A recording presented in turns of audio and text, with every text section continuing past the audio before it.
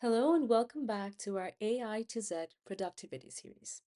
Now, in our last video, we walked through what you can do with the free ChatGPT plan. We used GPT-4o for our everyday tasks, explored its core features, and also played around with basic prompts. Now, let's look at what opens up when you upgrade to ChatGPT Plus. Now, it's not just about faster responses anymore. You unlock a lot of powerful features.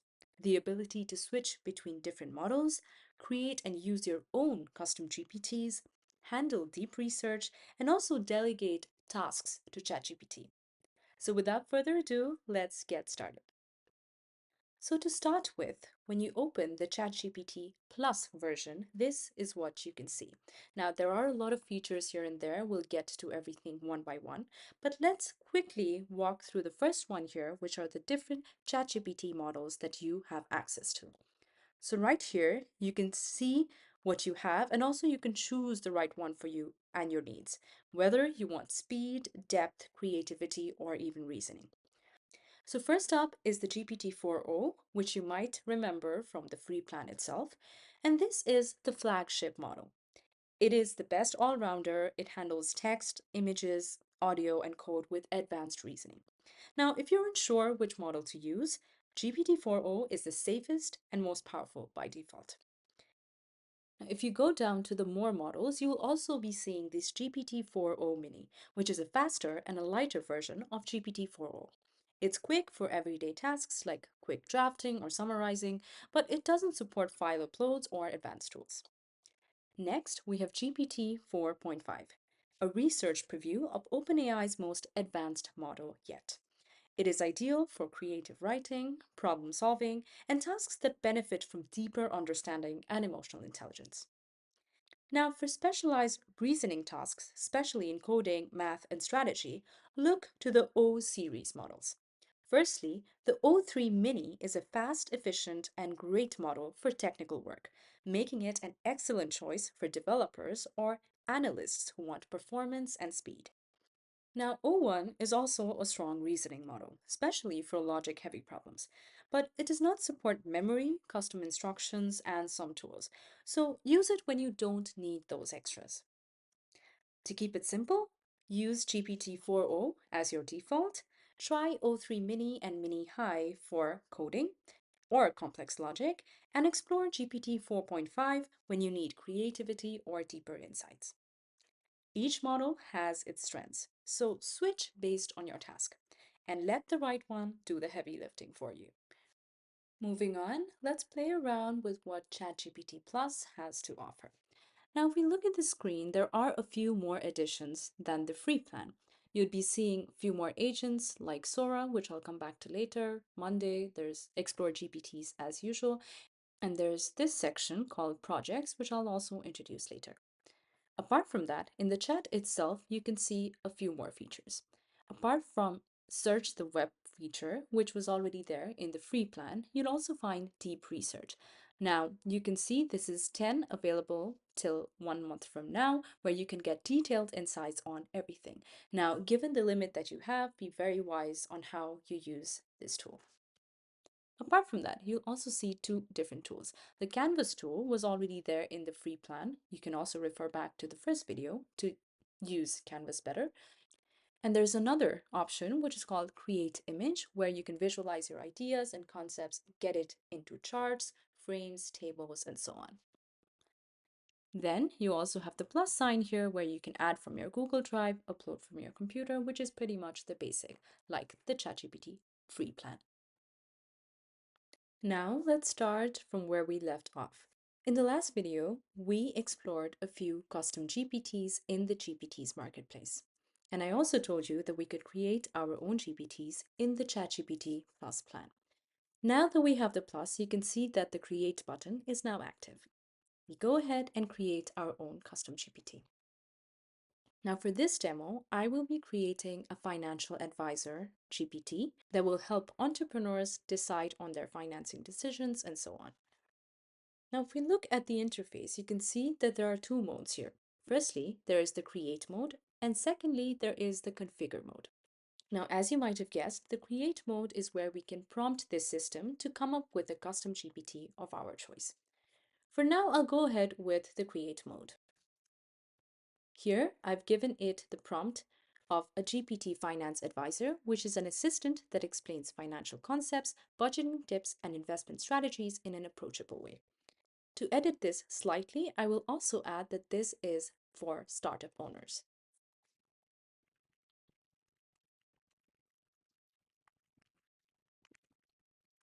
Now that I have a final prompt, let's go ahead and see what it comes up with. As you can see, it says that it is updating the GPT, which means it is filling up this part here, which is the configure section. And there you go. It has filled up all the necessary points based on the prompt that we gave it. You can see that there is the description for your custom GPT, the instructions that it formed based on our prompt, where you can see that it is a friendly and knowledgeable finance advisor for startup founders, as we wanted it to be. And there are also a few conversation starters that it comes up with. You can also go ahead and edit these if you want. Now, apart from that, there are two other things which are very useful here. Firstly, there is the knowledge section where you can upload the files that this custom GPT will be referring to. For example, if you have a document that lays out all of these financial terms given by your mentor or given by your team of experts, you can go ahead and upload those files, and this custom GPT will refer to those files when giving the answers. Then you also have capabilities which you can turn off and on with. For now, I'll just turn off the web search, and that's it. Let's ask, how should I think about raising a seed round to this custom GPT that we just created? So there you go. It comes up with lots of information. It also has some formulas that you can refer to. It also gives you a good suggestion to who you should raise from, and also some pro tips. So now that you're happy with what you've created, we can go ahead and give a name to your GPT. And that's it. You can go ahead and create your GPT.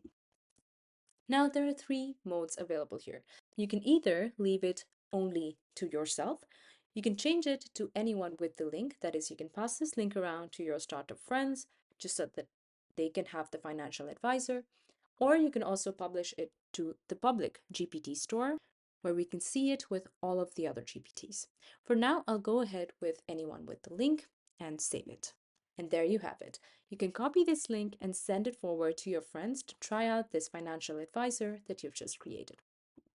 Now, another powerful feature of the ChatGPT Plus plan is the projects feature.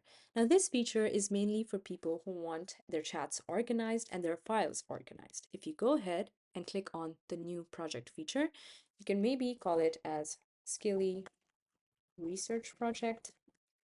And so this is your project folder. You can see that you can chat in this project, you can add files in this project, and add instructions in this project. For now, I'll go ahead and ask it to create a research plan for my EdTech startup. Now, as you can see, it has created a research plan for me, and also a new chat has appeared under the project section. Now, just like that, when you start a new chat in this project section, it will be added under this folder. Apart from that, you can also add files which are specific to this project so that chats can refer to these files, and also add custom instructions like you would customize your GPT. So here we are back to the main page. So far, we've discussed the projects feature, the custom GPTs feature, and also all of the available models that you get as a GPT Plus user. Moving forward, let's check out two more important features. There's some extra thing that you'll see in the main chat here, which is called deep research. Now this, as I mentioned previously, it's really helpful when you want to get detailed insights on any topic. Now, even as a GPT Plus user, there is a limit to how many deep researches you can do, so please use this feature wisely. For now, I'll go ahead and ask GPT to conduct a deep research on the challenges that are faced by the global ed tech competitors. So here you can turn on the deep research, and then you can hit the start button. So as you can see, it has asked follow-up questions before doing the deep research. For now, I'll just answer with what suits my research the best. Now, as you can see, it is starting the research, and this process will take time.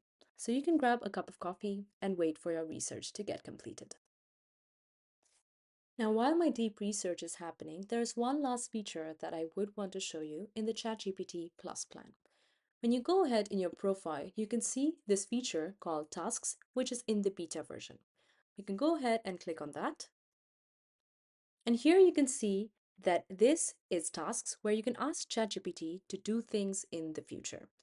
So for now, let us just try this thing here about summarizing AI news every week. Let's see what it does. So this is the prompt that it has come up with, and as you might have noticed, the model has changed to ChatGPT tasks. Let's see what it does. Perfect. So it has created a task which will send me a brief AI news summary weekly on Friday at 2 p.m. Now, to check what tasks you've created, you can go ahead again to tasks, and there you have it. The task is thus created.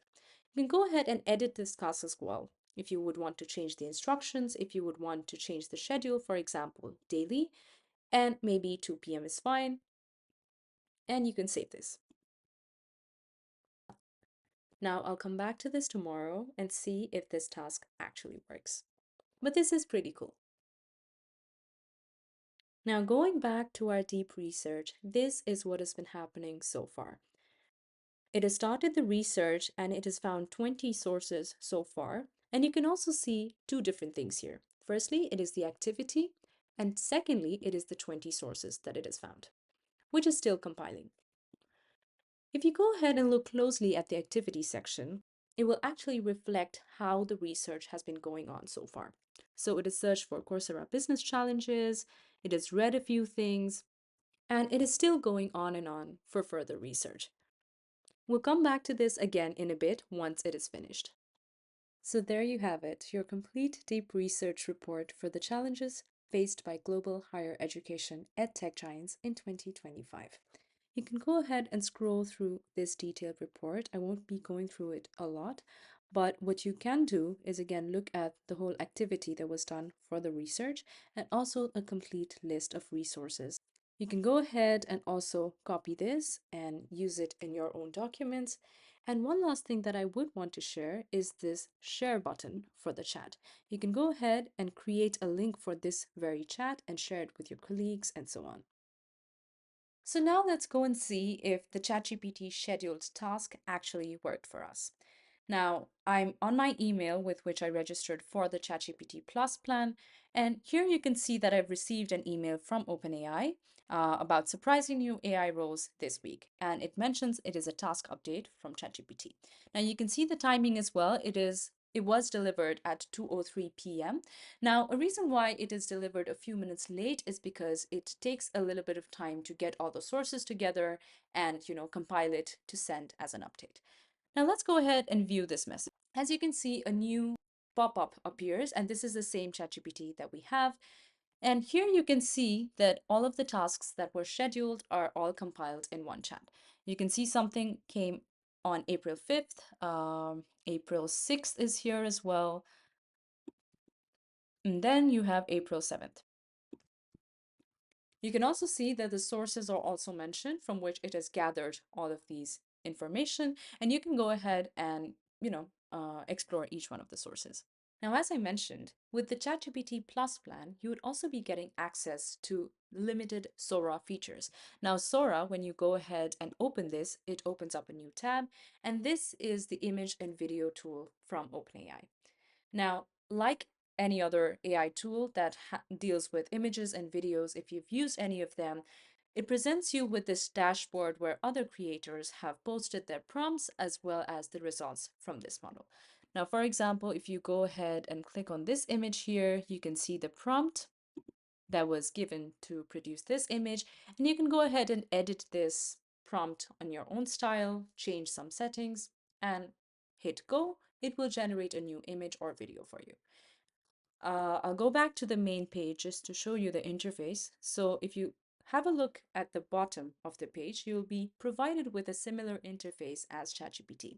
Here, you can describe your image, provide your image prompt, and I'll only go through what is available here. So here you can see you can upload your own image from your library and so on, so that this model can edit that image for you in your style. You can also choose between an image and a video, whichever you prefer. You can change the aspect ratio, which size of the image or the video you would want. And you can also choose how many of the image or video variations you want. 2 images, 1 image, and so on. Then you also have a preset that you can choose for a certain style of image and a video you're looking for. Now, as I mentioned, the ChatGPT Plus plan has a limit to how many images and videos you can generate, at least with Sora. So please be mindful when using that. So that is a wrap to our introduction to the ChatGPT Plus features. I hope these features and these tips and tricks were useful for you if you are a paid user, and you can use these features along the way. Now, we talked about the various models that are available in the Plus feature. We talked about the search and the deep research feature. We also scheduled a task using the ChatGPT tasks, and we also checked a little bit of Sora. Additionally, we also learned how we can make our own custom GPT and publish it for others, or also share the link. I hope this was useful for you, and we'll come back again with another new tool, another new day.